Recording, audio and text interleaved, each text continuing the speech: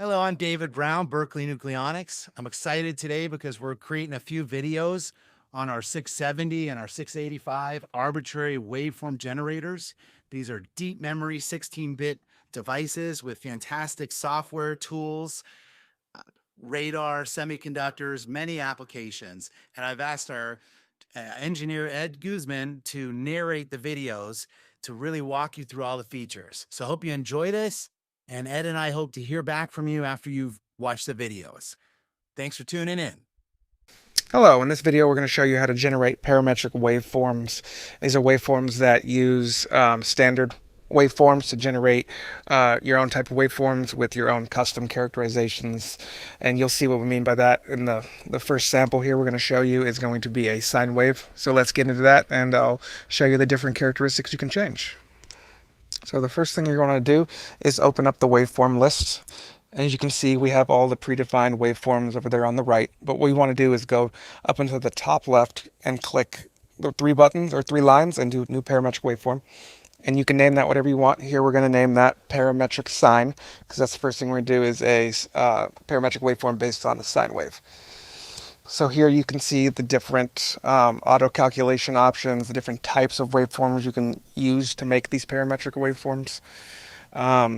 The auto calculation is basically how the waveform is being generated, whether it's through sampling, the sampling rate, cycles, length, things like that. We can also change those characteristics if we're not using them for auto calculation. So there we change the length.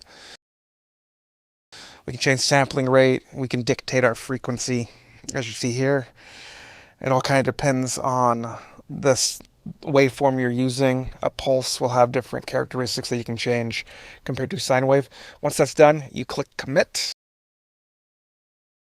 and then load it up into the sequencer here.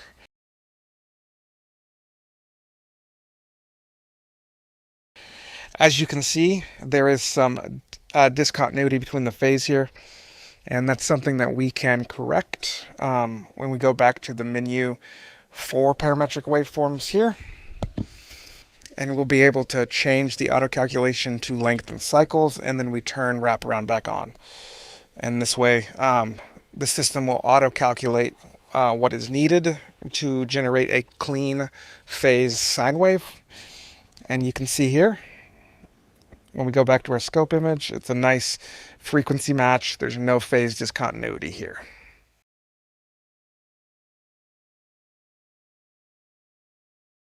Next, we're going to take a look at making a parametric waveform based on a pulse signal. So it's the same as doing with the sine wave, but this time we would pick a pulse as our standard waveform. And here we're going to name it, parametric pulse. Once again, you can name this, any way you want. And we're going to select pulse out of the type as opposed to sine wave. And this will change the different options for our pulse. So now we're going to have duty cycle, we're going to have rise time, fall time, and not just frequency and sampling rate. So as you can see here, we're going to go through all the different options we can change. We're going to do it. It's going to be a 2 megahertz frequency. The length of the cycles are locked out because that's what we're auto calculating with. And here we're going to pick a 25% duty cycle.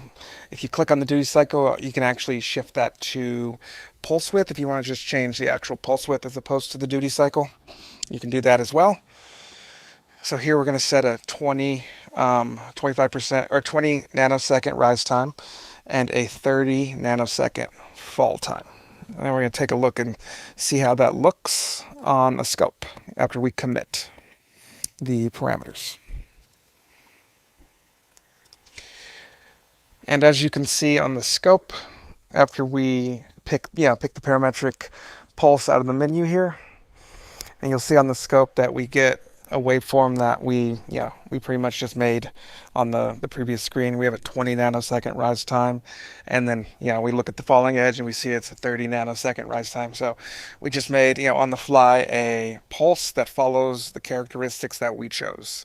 Coincidentally, if you need to change the voltage, the high and low voltage, how many repetitions you want that to do, that will be done on the main sequencer menu of the True-Arb software. As you can see on the right there, you can change your high voltage and voltage high and voltage low. Let's take a look at the parametric waveform characteristics again are the options you have, sampling rate, frequency, and here we're going to change the duty cycle.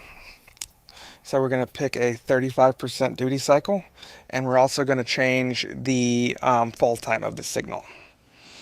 So here we're going to go for 55 nanoseconds, and we're going to see how that looks on the scope when we play back the waveform in True-Arb here. And as you can see, the duty cycle changed as well as the fall time of the actual signal.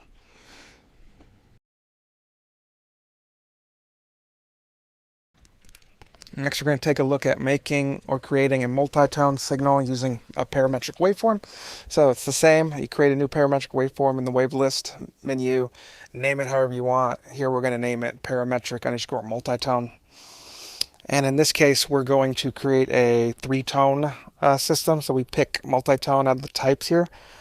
And our first tone is going to be a 10 megahertz signal. We're going to leave the amplitude and phase as it is, and we're going to add another tone that is 100 megahertz, once again leaving the amplitude and phase alone, and then we add a third phase or third tone of 300 megahertz, and once again we're going to leave the amplitude and phase alone.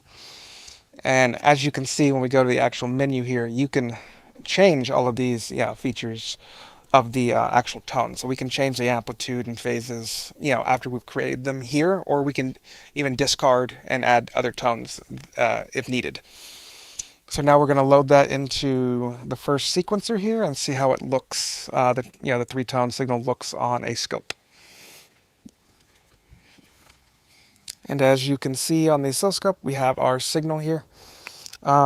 We zoom in, you can see, the 3 different tones here and, the different peaks. So using a parametric waveform, you're able to create a variety of different waveforms depending on, which standard waveform you're using to generate that, whether it be sine, square, pulse, multitone. So thanks for watching, and